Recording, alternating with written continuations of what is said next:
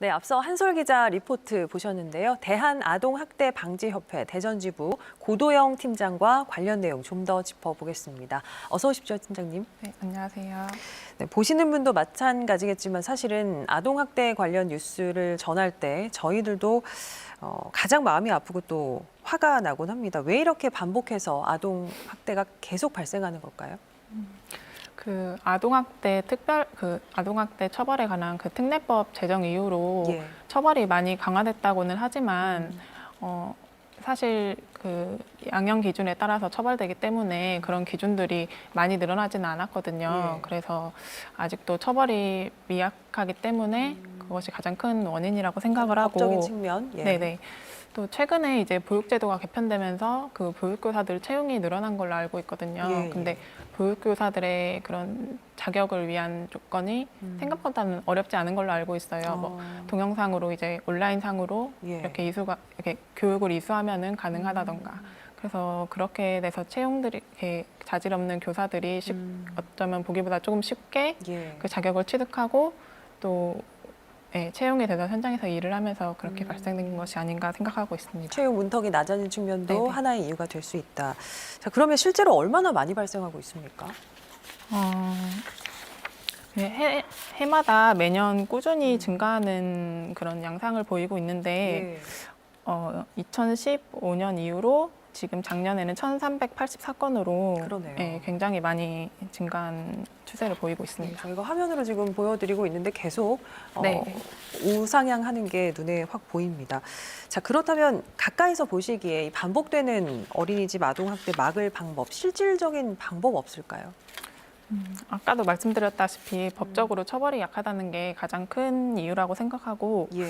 또 어린이집 특성상 부모들이 아무 때나 마음대로 드나들 수 없다는 약간 폐쇄적인 그런 특징도 있기 때문에 예.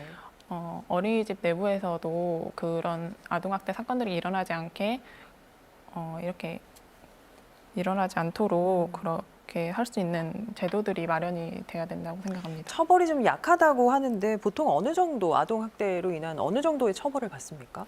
보통 어린이집에서 일어나는 아동학대는 그 뭐 굉장히 심각한 부상이나 뭐 사망이 있는 경우는 흔치 않기 때문에 보통 이제 실형으로 뭐 많이 받으면 1년에서 2년 그리고 보통은 벌금 그리고 뭐 증거가 명확히 있는데도 집행유예나 기소유예가 나오기도 합니다. 자, 보육교사 자격증 취득이라든지 어린이집에서 채용을 할 때 이제 자격 요건을 보다 엄격하게 적용해야 한다라는 의견이 많이 나오고 있거든요. 이 부분에 대해서 어떻게 생각하세요? 그 아이들을 돌보는 게 쉽기는 해도 그 아이들의 뭐 정서적이나 그런 신체적인 그런 측면을 잘 이해할 수 있는 거는 사실 부모도 자기 자식을 키우기가 그럼요. 쉽지 않듯이 예. 굉장한 그런 지식이나 그런 것들이 요구가 돼야 된다고 생각하거든요. 그래서 당연히 그 강화가 돼야 되는 부분이고 그 보육교사 시험이 뭐 전문 대학을 졸업해야 된다거나 그런 자격은 필요하지 않고 예. 뭐 온라인 교육을 이수하면은 자격을 이렇게 취득할 수 있는 요건이 되고 이런 식으로 다소 쉬운 방법으로 자격 취득이 가능하기 때문에 이런 점들도 분명히 개선이 돼야 될 거라고 생각하고 있습니다. 네, 채용에 대한 개선책도 필요하다는 말씀이신 것 같고요.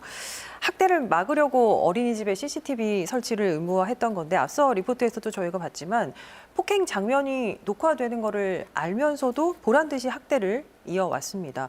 CCTV 녹화 외에 필요한 조치 또 어떤 게 있을까요? 그 폐쇄적인 어린이집 특성상 그 내부 감시자가 있어야 한다고 생각합니다. 예. 그 보육교사를 채용하고 또 어린이집을 운영하는 그 모든 권한을 가진 원장이 이렇게 모든 그 권한을 가졌음에도 불구하고 아동학대가 사건이 일어나면 그 내가 직접적으로 원장이 아이에게 학대를 하지 않는 이상은 사실 처벌을 받는 경우가 거의 드물거든요. 예. 그래서 뭐 모든 시설을 관리하는 말 그대로 그 시설의 장이기 때문에 아동학대 발생 시에도 그 보육교사를 채용하고 평소에 지도한 그 책임을 원장에게도 물어야 원장 스스로도 어린이집 내에서 감시자 역할을 하게 될 거라고 생각합니다. 알겠습니다. 내부 감시 시스템 그리고 함께 원장에 대한 처벌 또 강화도 함께 얘기해 주신 것 같습니다. 예, 말씀 여기까지 듣겠습니다. 고맙습니다. 네, 감사합니다.